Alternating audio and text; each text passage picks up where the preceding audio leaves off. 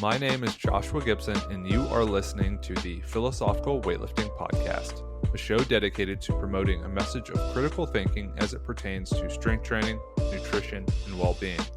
This is done through interviews with experts, high-level athletes, coaches, and people heavily involved in strength sports and athletic development. Pull up a chair, grab a coffee, and let's get on to today's podcast. Hello and welcome to this week's episode of the Philosophical Weightlifting Podcast. I'm your host, Joshua Gibson, as always, and I'm joined today by I want to say lovely, I don't know if that's appropriate, but the lovely Crystal McCullough. Crystal, how's it going? I'm doing great. How are you doing? I'm doing well. As we kind of briefly spoke about off air, starting to figure out what it's like being a strength and conditioning coach, which it's kind of funny because one of the assistant football coaches, Coach Tuck, he walked in the weight room one day and I was on my laptop and I was like, man, I just have a tremendous amount of work. And he's like, welcome to athletics. So I don't know if you share that sentiment, but where are you guys at in terms of kind of prep for different sports, different teams, all of that? So this is kind of my down month because I have 7 teams in total. So it gets really, really busy throughout the year. And softball, track and field, and women's lacrosse were my spring sports. And of course, they go until they get put out of tournament or whatever. And softball got put out of the NCAA regional. And so I kind of took a little bit of time. I go in and out, but I don't have any teams at the moment. And then for us being a Division II school, if people are in town, they can utilize our weight room if we're open, but we're not allowed to coach them at this point in time. And then football will come back toward the end of July. No, I'm sorry, toward the end of June, and they'll do their strength conditioning, like get fit, ready to go into football camp for the fall. So right now, this is relaxed, Crystal. Yeah, and one thing that kind of sticks out as you talk about that and mention kind of overseeing different teams and having one of the major roles in the strength and conditioning for a handful of the athletics at Lenoire-Rhyne is kind of how you got into that position in the first place. I know we recorded a podcast a while ago, and I'm sure we spoke some about it, but since then, I imagine a lot has changed too, uh, including just getting a lot more experience in strength and conditioning, working with team sport and individual sport athletes, and kind of being in the trenches, developing that expertise. So maybe you can talk more about kind of how you did actually get into the role or the position you're in, and maybe I'd like to hear if that was kind of an expected. If that was expected for you, or if you ever thought you'd be, a strength and conditioning coach at, in a collegiate setting. 10 years ago, I was a registered nurse. So this was not really where I thought my path would go, not because I didn't love it, but I felt, kind of at my age that the kind of ship had sailed for changing careers, right? And then I kind of got burnt out with nursing, and I got out of it long before COVID, but just I started to want to work with people who were, wanting to be fit or to help them kind of navigate away from disease and be more preventive. You know what I'm saying? And Yeah. instead of waiting for somebody to come into the hospital being sick. And the last thing I did in my nursing career was I was a case manager for a home health that dealt mostly with children who were chronically ill. And that was kind of my tipping point. And I had been coaching in the private sector part-time. And this was back in like the 2013, 2014. And I had the opportunity to take over a CrossFit gym. And so I did that, and I was able to kind of leave nursing behind and start this coaching career. And so it started in personal training, CrossFit, and I've just been very blessed over the course of the past 10 or so years to have really good mentors, Mm, both in weightlifting, and all of my mentors, other than, well, no, I don't even say that Don McCullough was really, he was probably the most purest weightlifting coach that I had as a mentor, but he still had a background in throwing. mm, He taught throwers, as a, not as strength conditioning, but as a throws coach. So, um, and then, I worked with Travis Mash for a long time. And so I have a lot of, and he's known for sports performance as well. So it kind of developed that love for me. And I felt like if I wanted to do this, not necessarily in the college setting, but just to be taken seriously, I went and I got my CSCS about 7 years ago. And then I ended up going back to school in January of 2021 and got my master's degree in exercise science. And through that, at Lenoire-Rhyne University, I met the strength coach there. And at the time, he was just himself as the director of mm. strength conditioning, and then 2 graduate assistants with 24 teams. Wow. Yeah, and so I had just asked if I could come in and observe because I had never worked with teams, Mm, right? I had worked with athletic performance with, a large variety from volleyball to basketball to football, but they were on a small group or one-on-one basis. And then he said, "Sure, you can come in." He was like, "With your experience, you're not really an intern, but come on." Like, and I was like, "Well, in this, I'm very green. So I just want to mm, learn." And so I ended up doing it's called integrated experience where I'm at. And it's just basically you have to do internship hours, and it's over a course of 3 semesters. And through that course of those 3 semesters, you have to accumulate, I think it's 100 hours per semester of intern hours. And so I did that in the weight room.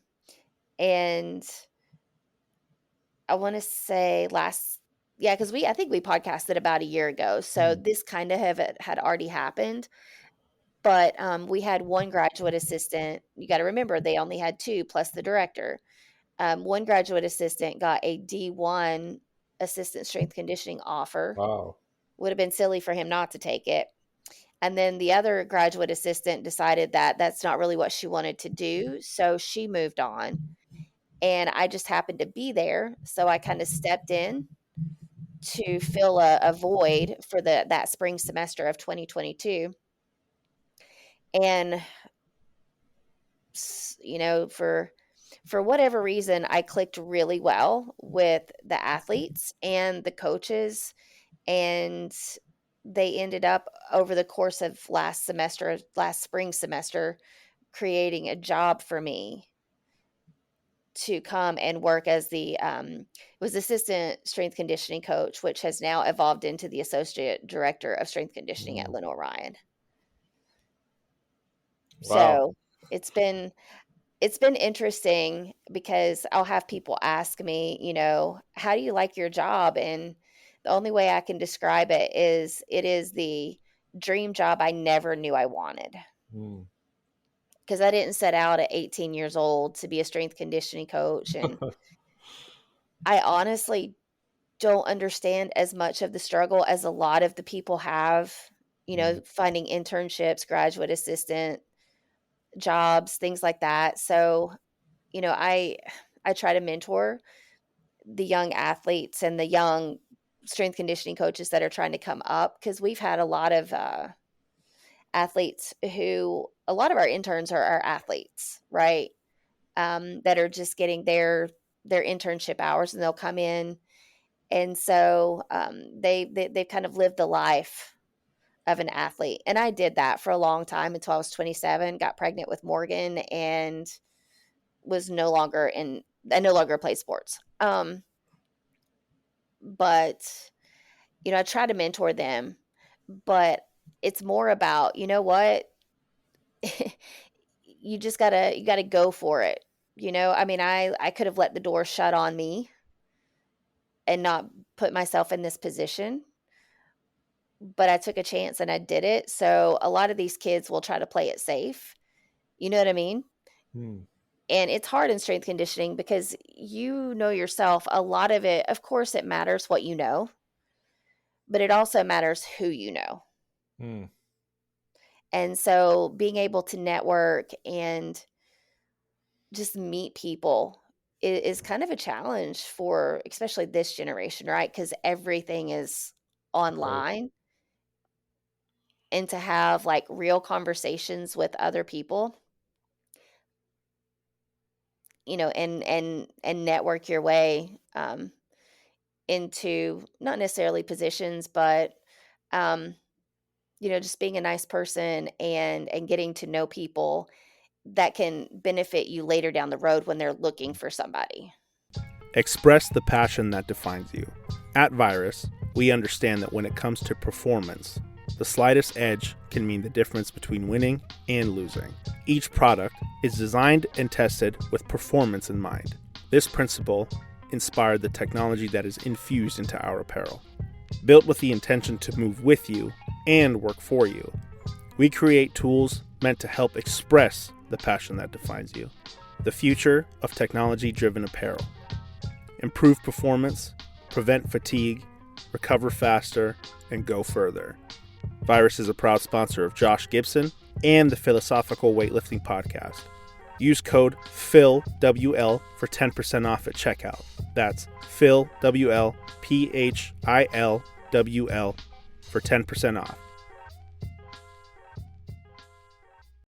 Does that make Yeah. sense? No, no, it entirely does, and I think people listening, if they're in the strength and conditioning space or somewhat of a related field, right, they'll kind of understand what you're saying, and I mean, you see that when people Mhm.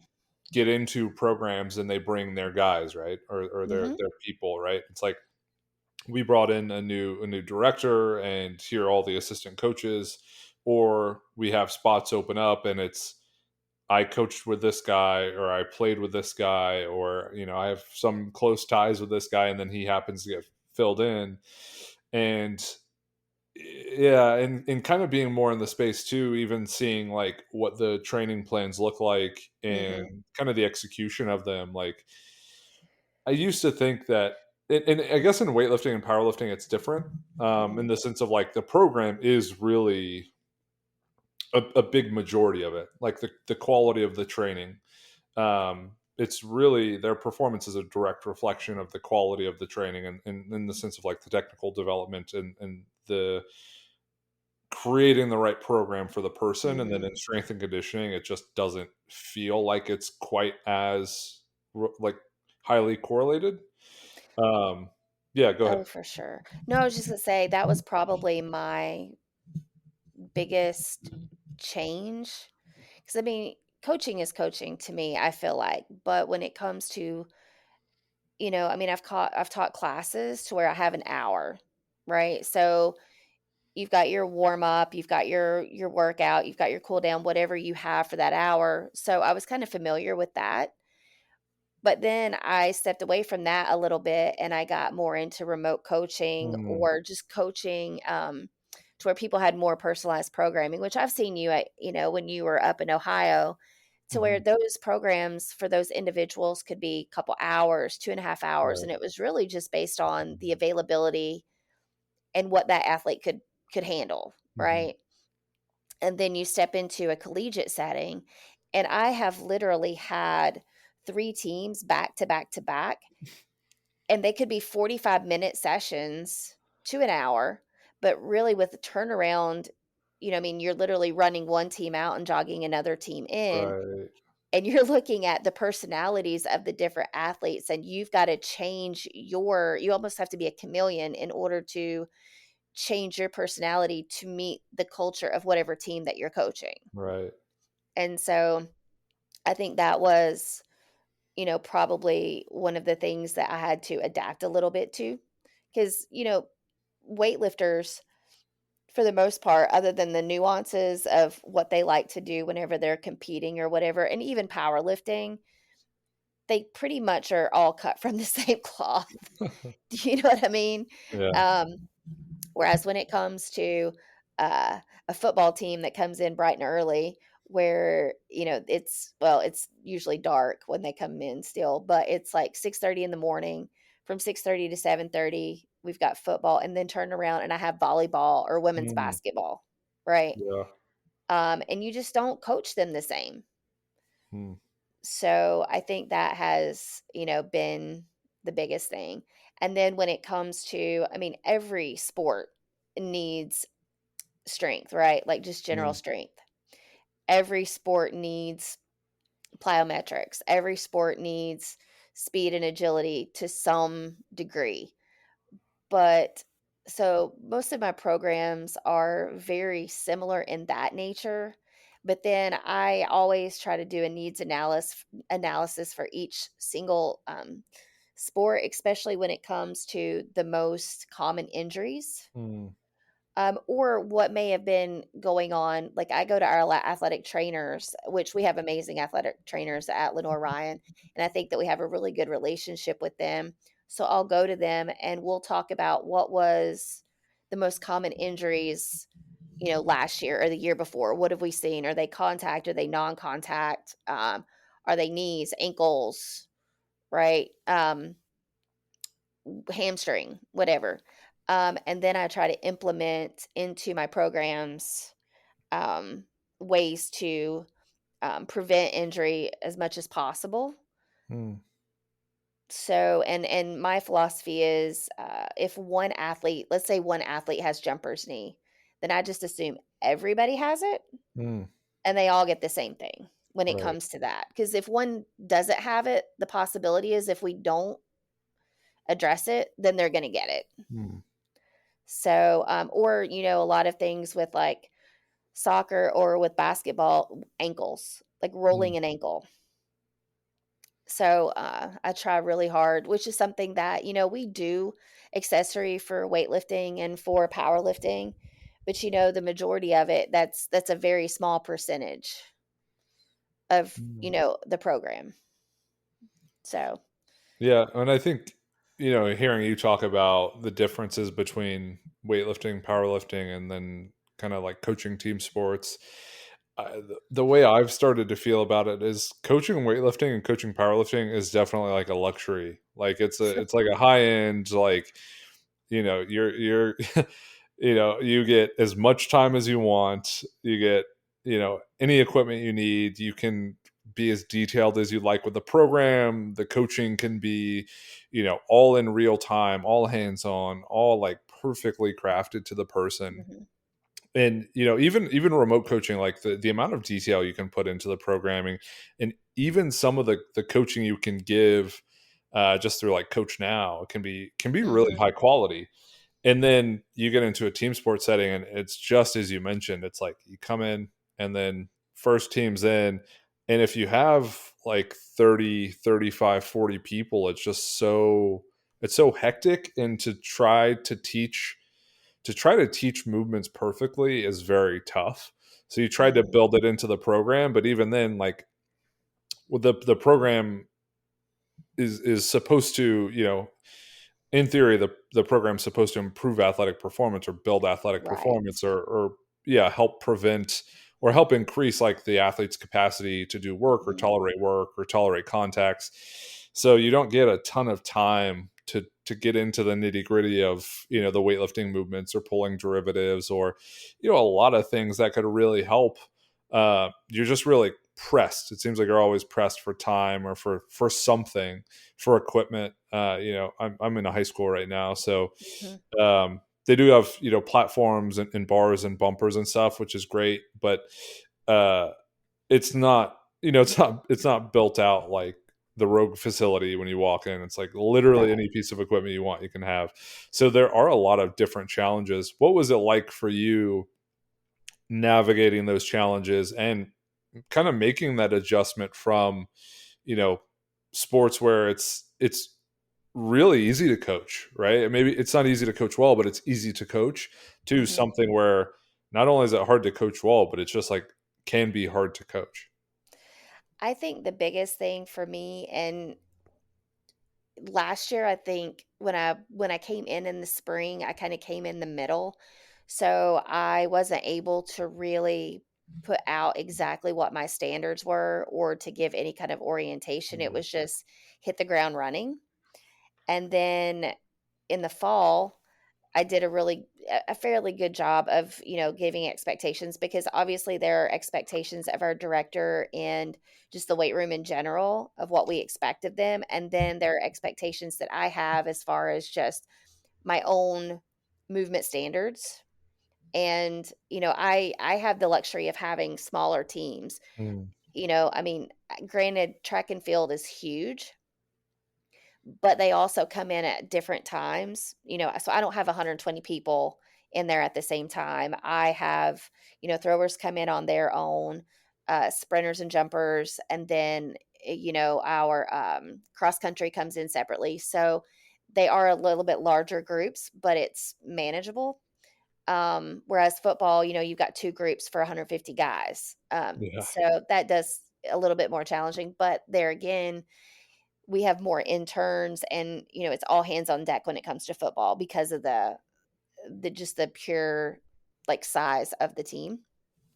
um so something that I plan on doing a little bit differently when we meet back up in the fall, and I think it's just really important, and it's just I mean, it's just learning, right? Learning curve. Learning through experience. What did I do last year that I can do better this year? And part of it is going to be, every team, and I don't know if high school's this way, but every team meets, to go over their expectations with the Mm. sport coach, correct? And so for me, whenever I get in there, instead of waiting until they come into the weight room, I have asked all of my coaches to allow me to attend their team meetings and just kind of give it to them there, to where they know their expectations before they ever come into the weight room. And then, you were just talking about how it's hard to really get into the nitty-gritty, and I think the hardest part about that is the sport coaches and just the demands of the sport require you Mm. to increase that intensity rather quickly, Right. or to build that volume rather quickly, because you only get a short amount of time. Let's take women's basketball, for instance, because they have a really, really long season. I get them for 4 to 6 weeks before their season starts. And you never know, like for us, if, who's doing their summer packet or not. My hope is, if any of my athletes are listening, that they are, religious about it. But we all know that the summer, it's beautiful weather, you're at home, you're with your friends, and so you might not be as committed. So, we have to take that to account when you have athletes come back. And so you have to kind of take it slow a little bit so that we, build up their capacity. And then they hit the season, right? And so then it's like we still got to get stronger throughout the season. And then you get to the end of the season, or hopefully postseason. And then I get them for last year I got them for 6 weeks. This year they made it further to the tournament. So I got them for 4 weeks. So then it's just like hitting it hard for 4 weeks in hopes that they continue that throughout the summer. Does that make sense? Yeah, yeah. No, no, it makes it makes perfect sense. And S- the thing about it, and again, I kind of come back to weightlifting and powerlifting being kind of a luxury sport, because what like your training is your competition. So in Mhm. weightlifting, it's like you go and you do a weightlifting workout. It's like my workout today was doubles at 85 and 90%, Woo. singles at 85%, and then it was a heavy back squat single. So it's like, and then I'll have another heavy day during the week. And like I love training, right? I Mhm. coached in the morning at the high school, and then at 2:30 I got off, and then I had like 2.5 hours until wrestling came in. So I went to the CrossFit gym, did my workout, went straight there. And then, you know, other athletes from other sports, they feel the same way about like, oh, I want to train, I love training, I want to do it as much as possible, but it's for their sport, right? So it's Mhm. like basketball players want to play basketball, baseball players want to play baseball. So when you talk about during the summer, right, it might not be as easy to get people to adhere to the program. I'm sure weightlifters and powerlifters are thinking, I love training, I love going to the gym. And it's like, well, it's for a different purpose when, your sport is what you love. And this is a supplement to your sport. Right. And I think that for the most part, sometimes it just has to do with not necessarily that, because I don't think any collegiate athlete, they're not going to be lazy. Hmm. Some of them get summer jobs. Some of them don't live close enough to a gym to be able to go every day. So there are a lot of reasons why they may not be able to adhere like completely to a program, but I think that they do try their best because they do know that it's going to show when they get back, and they don't want to be that person, right? Um, but like you say, when it comes to weightlifting or powerlifting, for the most part, training is it's just training, right? Sometimes Mhm. depending on where you're at in your program, how close you are to a competition, your volume is going to be higher, your intensity is going to be higher, or whatever. So sometimes your sessions may go longer than others, whatever, like Morgan does 3 doubles a week. So he has 9 sessions a week. So it can take up a lot of time, but you're talking about these sports, especially in college, they've got lift, they've got practice, they've got film, they've got class, they've got to study, they've got to find time to sleep, they've got to find time to eat. So it's just, there's a lot of moving pieces when it comes to this, this atmosphere, right? Mm. And so when it comes to obviously weightlifting or powerlifting, especially if you want to compete at a high level, all of those outside factors, it also contributes to that, right? So recovery is really important. Sleep, nutrition, hydration, all of that stuff is important for weightlifting and powerlifting as well, for you to be able to perform at your best. But you don't have to add in, like, that's just that one piece, that your Mhm. training is your sport versus your training for sport is only one small piece of the larger puzzle. Right. No, I think that's really well said. And I know us coming from similar backgrounds, I'd like to hear about, and I think a lot of people listening to this podcast, honestly, who ended up getting into strength and conditioning come from a similar background. So I'm sure they can kind of relate to maybe to your answer to this. But what were some of the things you really struggled with initially? You mentioned doing those like internship hours before Mhm. you kind of stepped in. Uh, what were some of the things you struggled with when you got put into more of a strength and conditioning setting with, say football or the big teams, and even the smaller teams, right? Just with different demands or different athletes and different expectations. I think for me, especially with, just kind of where I came from when it comes to, I mean, I've taught, CrossFit classes with upwards of 2025, but that's still nothing compared to 60, right? But I think the biggest thing is in in the weight room in a collegiate setting, you want beautiful movement. Mm. However, I've had to let go of that ideal that it's going to be perfect, because I'm not seeing every single rep of every single athlete. Because you've got to move and you've got to see the room. Right. So, unless you're having them go one at a time on 7 different platforms, which you're not going to Right. get much done. So, you're going to miss things, and they don't get that instant feedback every single time that they do it. Whereas I'm used to being able to do that in, a small setting with weightlifters or powerlifters. Um, so I've had to kind of let that go and know that not everything's going to be perfect, and it's okay, right? Because, let's just say their pull is not completely perfect on a power clean. Could it be more efficient? Yes. But does it get the job done? Yes. Mm. So, I think safety for me has just become, well, it's always been, but that's the most important part, right? Making sure that the athlete is performing it safely, and then they're performing it up to a standard, but it's not going to be the same standard as some of the weightlifters I have coached in the past, Mm. because there's just not, we don't do it enough to be able to be that efficient. But then also the other thing is cueing, right? Some of the cues that I use with my athletes in the weight room are very different. And purist weightlifting coaches would be like, oh, that's a horrible cue. Mm. However, when you're dealing with sport athletes, if I can somehow get them to understand, if they're not doing it with normal traditional cues that I'm used to using, if I can make them understand, let's say a football player, if I can get them to understand and relate it to football, Mm. it has an aha moment for them on, say, a clean. Whereas, if I said it to like a weightlifter, they'd be like, what are you talking about? But I think that it's, being able to relate a cue, especially when they're not getting it, to something in their sport that they do on a regular basis. Mm.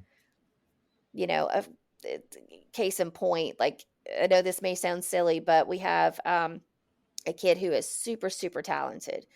And he has a hard time. Well, a lot of people, I mean, and you've probably seen this in the high school, a lot of people have a hard time in that change of direction, right? Right. Right. Up and then in their catch. And so I do a lot of, you literally cut all the time. Your job is to change direction horizontally, and Mm. you're really, really good at it. It's literally just a vertical change of direction. Mm. And so, for some, they've kind of gotten it because they understand, I've got to extend, but I got to get back underneath it as quickly as possible. Um, and using things, just like, hey, you're running down the field or you're trying to break out of a tackle and somebody's about to hit you. What do you do? Are you just like jello, or do you tense up in order to receive that hit?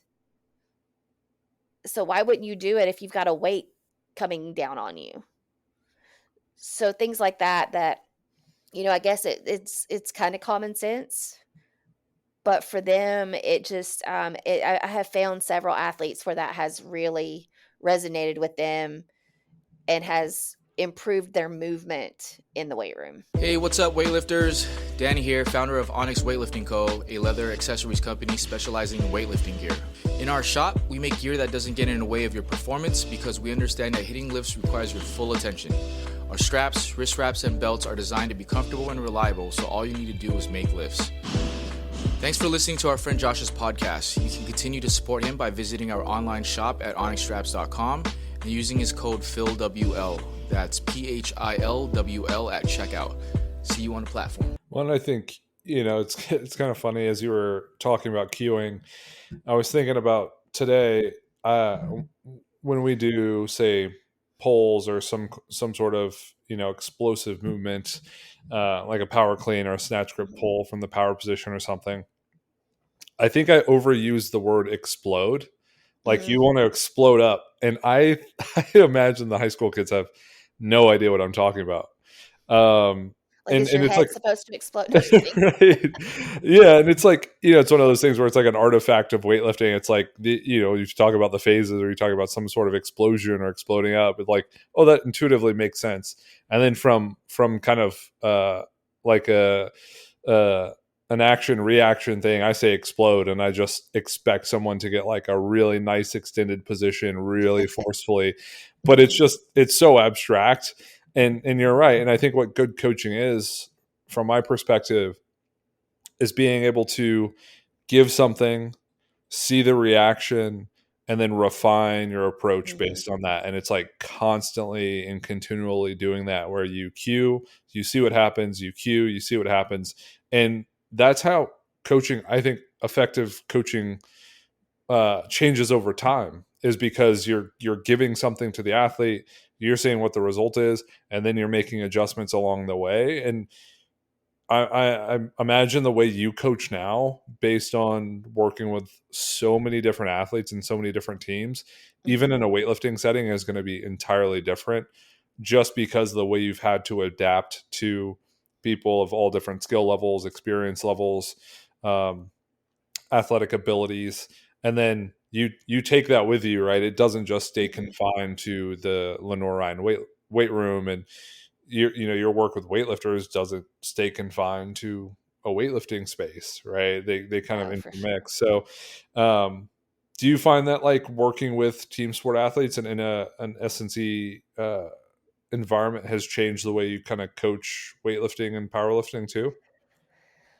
I think a little bit. I feel like that I can step away a little bit more from the traditional cueing sometime, Mm, and I'm not afraid to try a cue, whereas before, you're almost self-conscious yeah.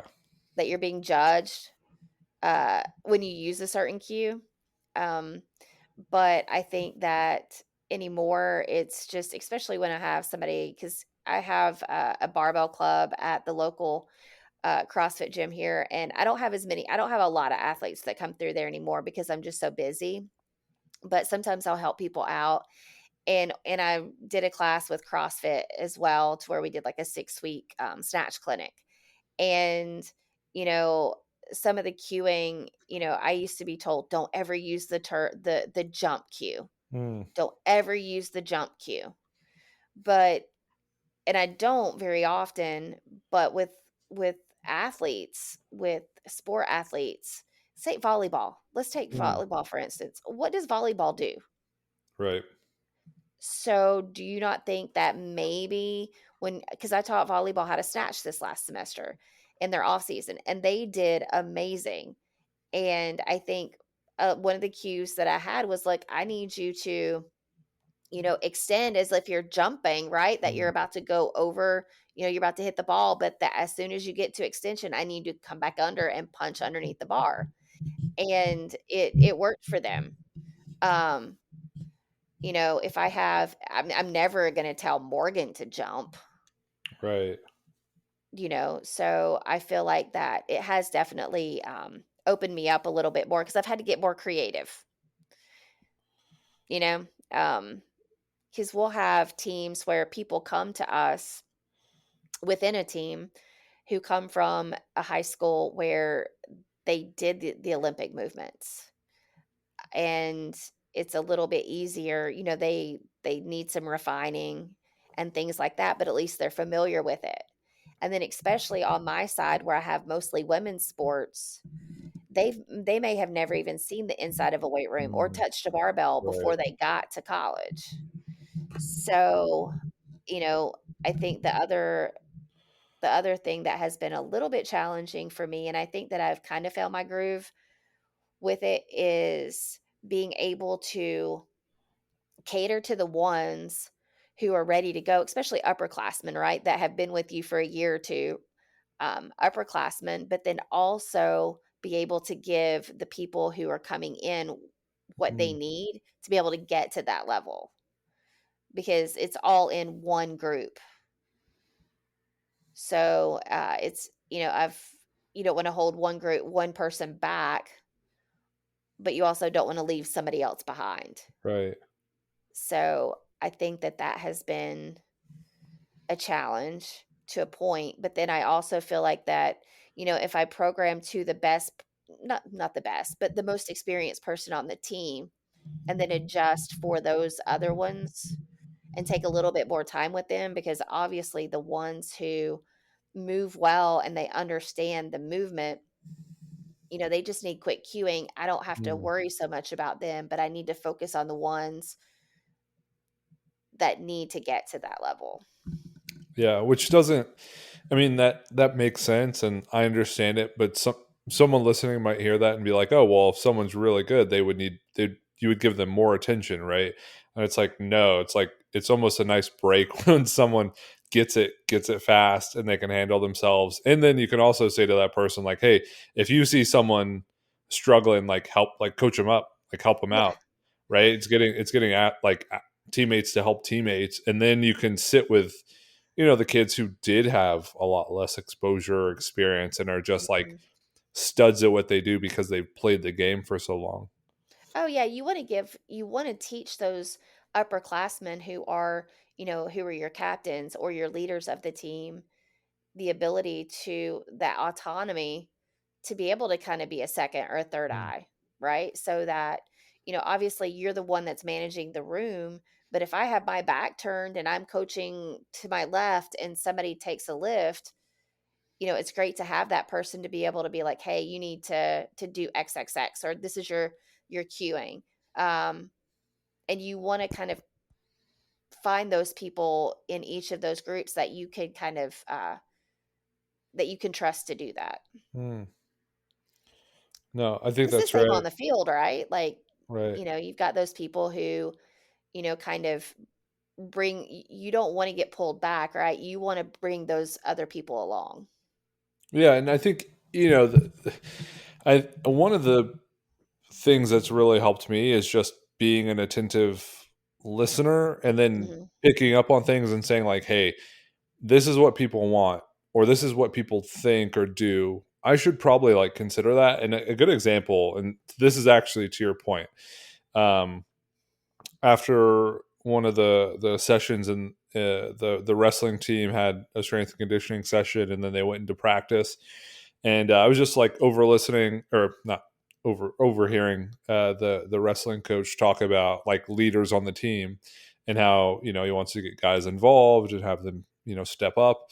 And I was like, okay, that actually makes sense. And like thinking about that from a weight room perspective, it's find the people who are the most advanced, who move well, who understand the training or the programming. You make a suggestion or correction, it's like super quickly integrated, and then they look great. And it's like, hey, I'm gonna put you with these kids, like help them out if you see something, like give them some direction, kind of keep them on a tight rope in the sense of like keep a good pace. And I found that to be critical, especially as you mentioned with football, when you have if you have 35 kids or 40 kids or whatever it is, like that's you don't get a ton of coaching like with each kid in one instance. It's really spread out, it's really fast paced. Again, you're trying to manage the flow of the room as well as like everyone's execution of whatever movement they're doing. You're answering other like random questions, you're getting other information. So it's just like it's a lot more than just kind of like technique or Mhm. like execution, which is probably where before this experience, I would have thought like, oh yeah, strength and conditioning coaches, they write an incredible program, then they're in there and they're just like hammering execution, and it's just I don't think it's that simple or straightforward. Yeah, it's definitely not that cut and dry. Yeah, But we do our best. yeah, I think that, I think the biggest thing is if you have your standards, if you just go in and you just let people do whatever and there's no correction, right? They just right, get from A to Z without any corrective measures, I mean, and I'm a person that I'm going to praise someone when they move well. right, Um, but then I feel like that I want to at least give one correction to an athlete mm, throughout the course of, whatever we're doing. Because nobody's moving perfectly, right? right, So, I make it a point to at least, hopefully I've done it multiple times by the time we get to the end of that lift, but, I don't want to put all my time onto one person, whether they are the most experienced or the least experienced. And I think that's right, the biggest thing is, making sure that all athletes, and this is, in college, in high school, but that all of those kids and that the student athletes that are in there, that they feel like that they're seen. mm. You know what I mean? No, I think that's a great point. And honestly, that's hard because, on each end of the spectrum, you get people who move really well and you want to get them moving perfectly, or you get people who are really, really struggling and can't seem to figure it out, or just like, are so new that they need a lot of time and attention, and you have to manage that along with like Mhm. getting to everyone else. And this might be a bit of a sharp uh, change of direction, but I Mhm. did want to kind of pick your brain because I'm at one of the high schools in Morgantown, and then we have two GAs who are females, and they're at the other two high schools. And I'll talk to them about their experiences in the weight room, their experiences interacting with other sport coaches, and how being a female has, what ends up happening because of that, right? How they're treated, Mhm. how people talk to them, stuff like that. I'm curious to hear about your experience kind of being a female in the strength and conditioning space, and if you feel like that's, I don't know if you have directly noticed that influence anything, but what that's just been like getting into it, and then obviously like starting to become more recognized in it. I can say because I didn't come up traditionally, I wasn't a young strength and conditioning coach fighting a lot of that. I have a really good friend who's been in this for 20 plus years, and she really paved the way for a lot of what our, young strength conditioning female coaches are capable of now. There are obviously still barriers, Hmm. but a lot of female strength conditioning coaches from 20 plus years ago have really broken down a lot of barriers.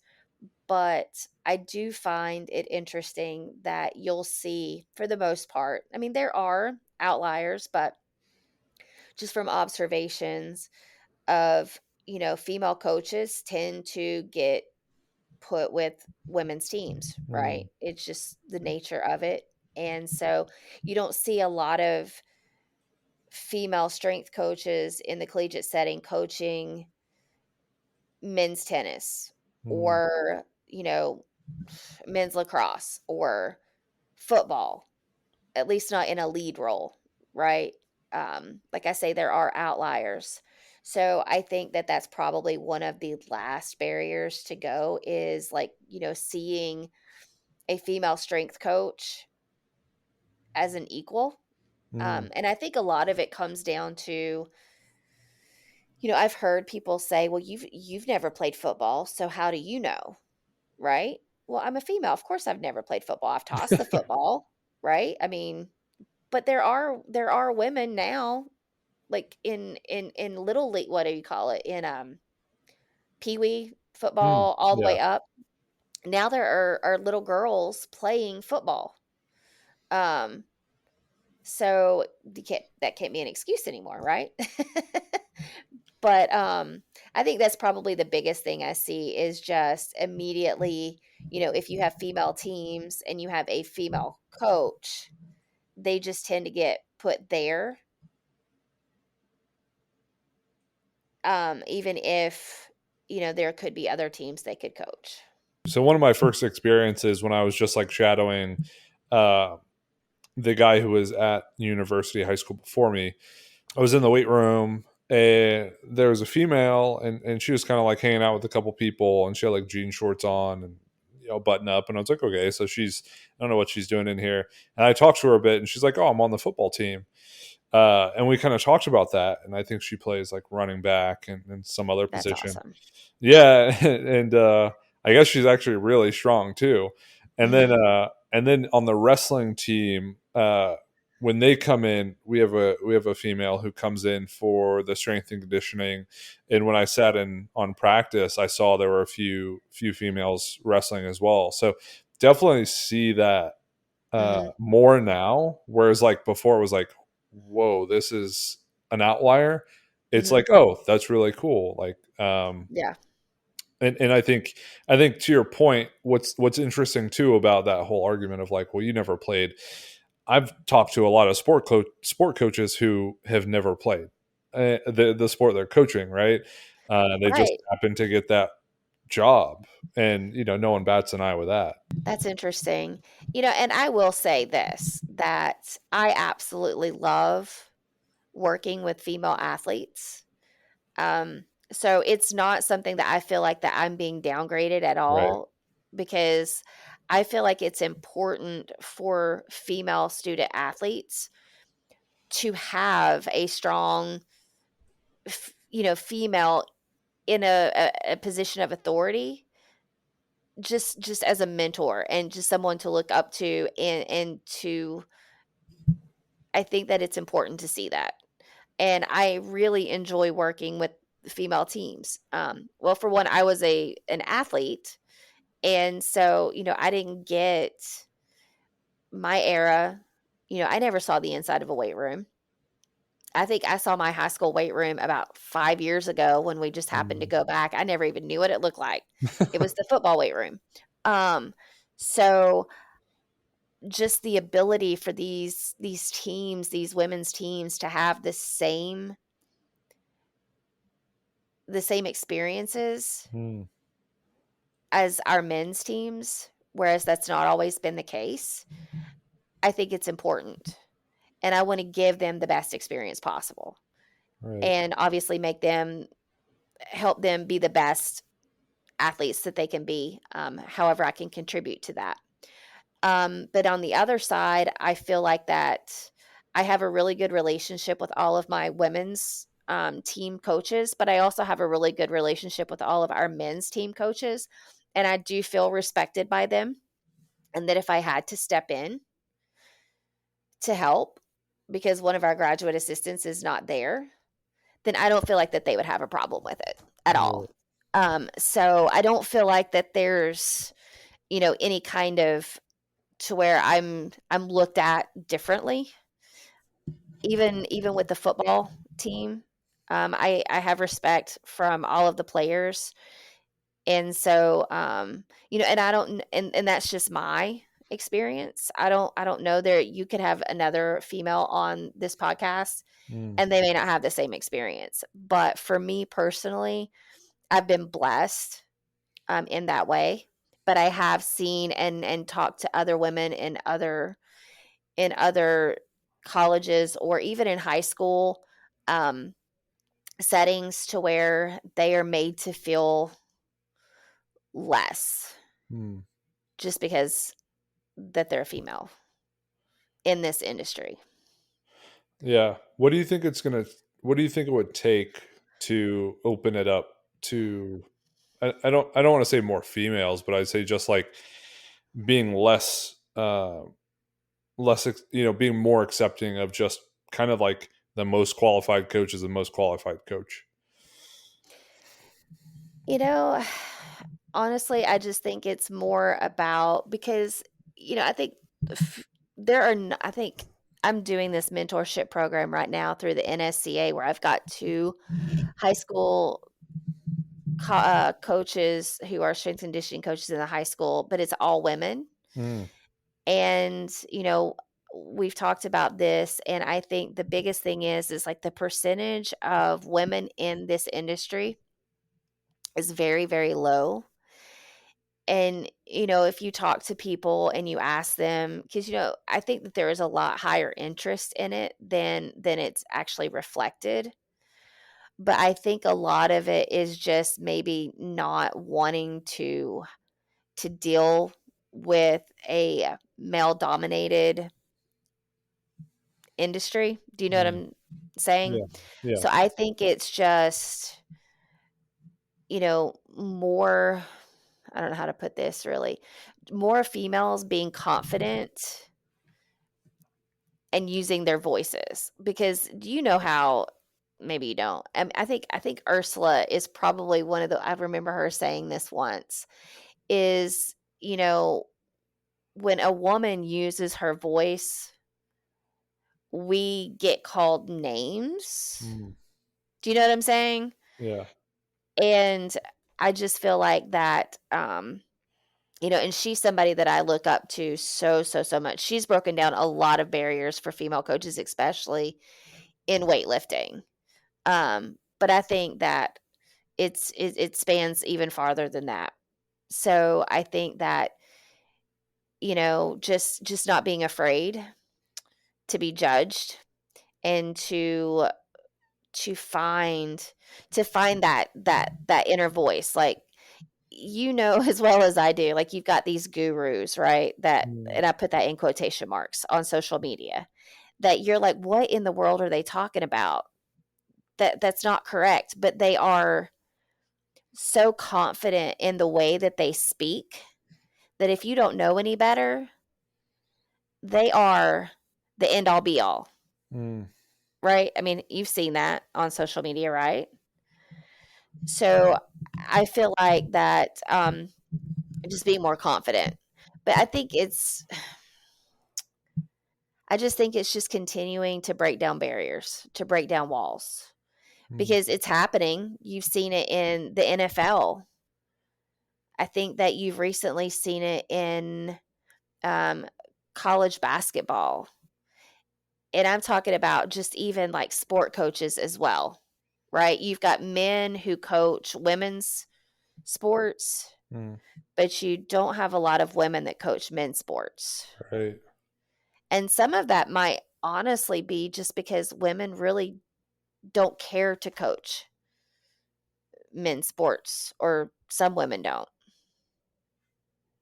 Yeah. No, that makes a lot of sense. And I'm wondering, kind of hearing that, and you mentioning this relationship through the NSCA, where you're working with a few people Hmm. who are interested in getting further into strength and conditioning. What, and then hearing obviously what you've been able to do at Lenoire-Rhyne and the position you've gotten into, and all the great work you're currently doing. But what do you kind of see yourself doing in the next 3 to 5 years? I mean, given that at the start of the conversation, around the start, you said, 10 years ago, I would have never anticipated that I'd be doing what I'm doing now. Do you have a sense of kind of where you're headed though now? I feel like I'm still so new in this particular part of the industry. Mm. You know, I just want to continue to learn. But honestly, I think I'm not going to say never, right? You know, I've got some of my athletes, they crack me up. They're like, "You're not going anywhere, are you? Like, you're going to at least be here for the next 4 years because that's when I graduate." Um, so I don't, I'm not looking for the next best thing, the next biggest thing. My heart is at Lenoire-Rhyne and with those student athletes. Mm. So it's hard to think outside now because, um, 4 to 5 years, I mean, if I got offered a ton of money to coach at a, high level D1 school, would I be absolutely insane not to accept it? Possibly. But then with that comes a lot less job security. Right.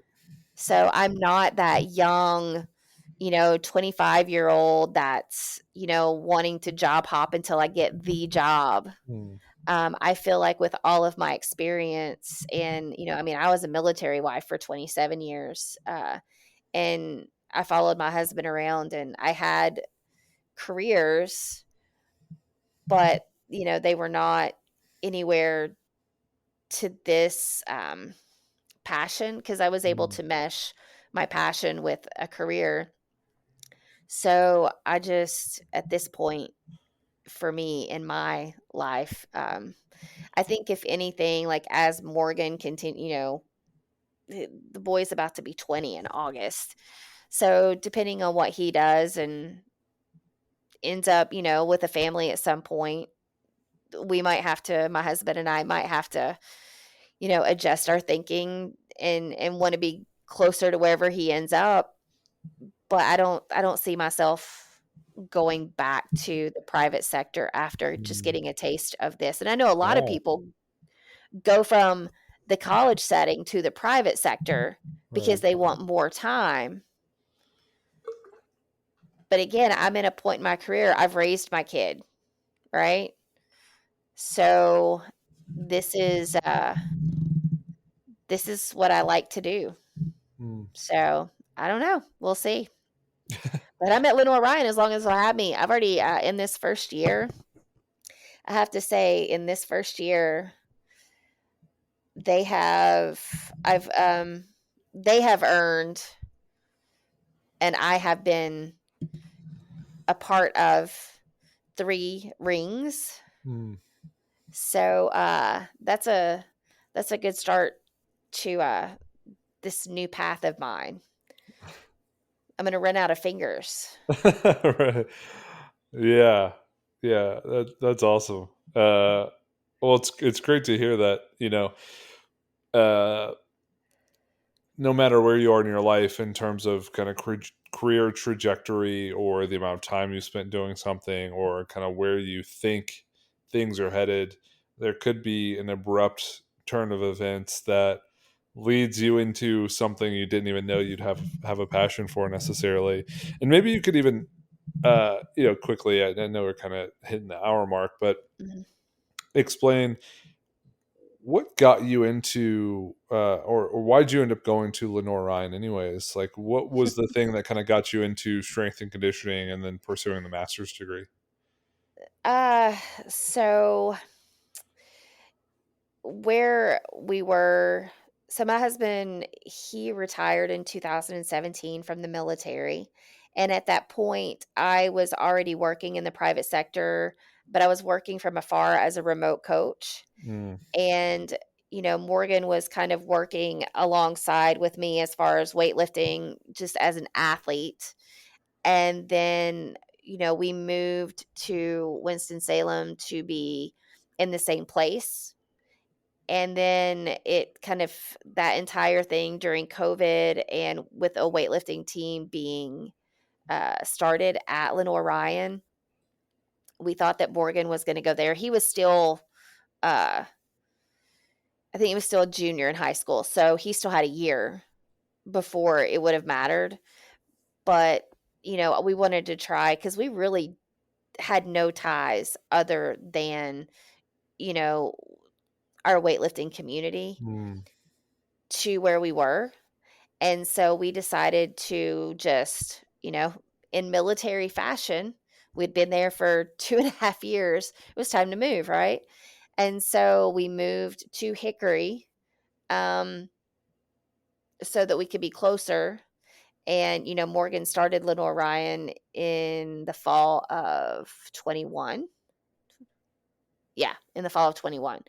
And so, he was able to live at home and commute. And, it's important. And that's what he wanted. He didn't want to live in the dorms or anything like that. mm, Because you have a little bit more control. And as an athlete at his level that he wanted to get to and where he was already at, being regimented and being able to kind of, sleep in your own bed, have your own space, have home cooked meals, things like that was important for him, just for him and his recovery and everything. And so it was a good move, but me coming to Hickory in the first place was not for me to pursue a master's degree, nor was it to go and coach at Lenoire-Rhyne. It just kind of evolved into that. mm, So it's interesting. And I'm just gonna say, like, I'm a believer, and I do feel like that I got put in the right place at the right time in order to, what I thought might happen here didn't happen, which is fine because I feel like I got a whole lot more out of it mm. with where I'm at right now. Yeah. And if people want to kind of keep up with its developments, um, given that it could, change at any point if you got a D1 offer and happen to end up making a lot of money, where can they go to follow you and follow everything else? You can follow me on Instagram, coach_Crystal Mac. And then if you want to follow our strength page where we post a lot of stuff at Lenoire-Rhyne, Mm, it is, uh, sorry, it's LR Strength on Instagram. And I'm also on Twitter with that same handle of coach_Crystal Mac. okay. Awesome. Cool. And for everyone listening, if you want to keep up with, what's going on with me, the podcast, brand, everything else, Instagram, Josh underscore Phil WL. That's PHILWL, philosophicalweightlifting.com, philosophical weightlifting everywhere else. Hopefully we can keep these killer podcasts coming out, and I hope you guys enjoyed this one, and we will catch you guys next week on another episode.